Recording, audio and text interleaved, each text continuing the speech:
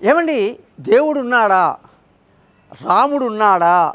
మరి రాముడు ఉంటే ఎప్పుడో 600-700 సంవత్సరాల కింద నుంచి కొట్లాడుతున్నటువంటి అయోధ్య భూమిని మనకు తిరిగి తెప్పించి అక్కడ అన్ని కోట్ల రూపాయలతో అంత అద్భుతమైన మందిరాన్ని కట్టి ఎంతో గొప్పగా చేసినటువంటి బీజేపీ ప్రభుత్వంలో, ముఖ్యంగా నరేంద్ర మోదీ నాయకత్వంలో అంత జరిగితే మరి ఆయనకి రాముడు ఇచ్చింది ఏమిటి గిఫ్ట్?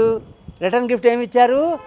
మొత్తం యూపీలో ఆయన ప్రభుత్వం చాలా దెబ్బతినిపోయింది, వేరే పార్టీ వాళ్ళకి మెజారిటీ వచ్చింది.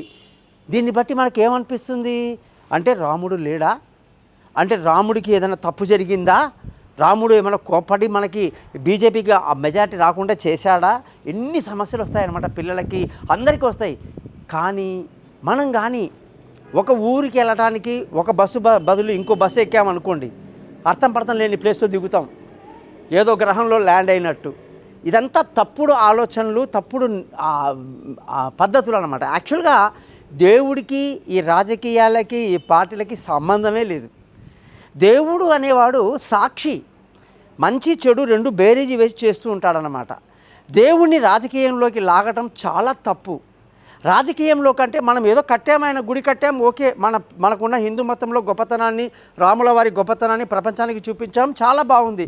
అంత మాత్రం రాముల వారు వచ్చేసి మొత్తం మీకు అన్ని మెజారిటీ ఇచ్చేసి మీకు అన్ని ఓట్లు ఇచ్చేస్తాడు, మీరు అన్నిట్లో కూడా గెలిచేస్తారని అనుకోవటం చాలా తప్పు. అలా ఇవాళ ఆ యొక్క ఏరియాలో ఉన్నటువంటి బీజేపీ కార్యకర్తలు కానీ ఆ ప్రజలందరూ కూడా అయ్యో దేవుడు ఏంది ఇలా చేసేవాడని చాలామంది మనకి డిస్కషన్స్ గ్రూపు అవన్నీ అవునో అవుతుంటాయి.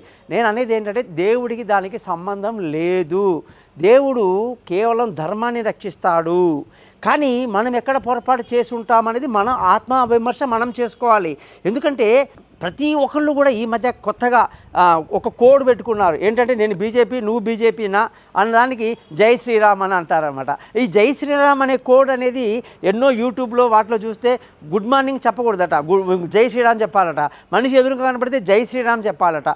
ఇది ఎందుకు అంటే కొందరు తమ యొక్క రాజకీయ లబ్ధి కోసం చేసిన ఏర్పాటే కానీ గుడ్ మార్నింగే. దాని మీనింగ్ ఏంటి? శుభోదయం అంటే ఈరోజు నీకు మంచి జరగాలి అని చెప్పడం వేరు, శ్రీరామ్ అనేది వేరు.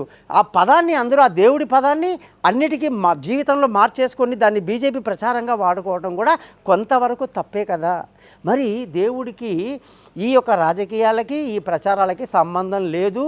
ఆయన భగవంతుడు, సాక్షి, సర్వాంతర్యామి, మనలో ఆత్మరూపంలో ఉన్నవాడు, బయట సూర్యుడి రూపంలో, చంద్రుడి రూపంలో అనేక గ్రహాలలో అతను నివసిస్తాడు, సర్వలోకంలో ఆయన నివసిస్తాడు. కాబట్టి చాలామంది మనం వెంకటేశ్వర స్వామి గుడిలో మనం మాటలు చెప్పినప్పుడు సర్వలోక నివాసాయ శ్రీనివాసాయ మంగళం అంటాం. అలాగే దేవుడికి కానీ ఈ రాజకీయాలు ఇవన్నీ సంబంధం ఉండదండి. కాబట్టి మీరు పొరపాటున కూడా ఎటువంటి మిస్అండర్స్టాండింగ్ చేయకూడదు. ఎవరి ధర్మాన్ని బట్టి వాళ్ళు గెలవటం ఓడడం జరుగుతుందన్నమాట. నమస్కారం.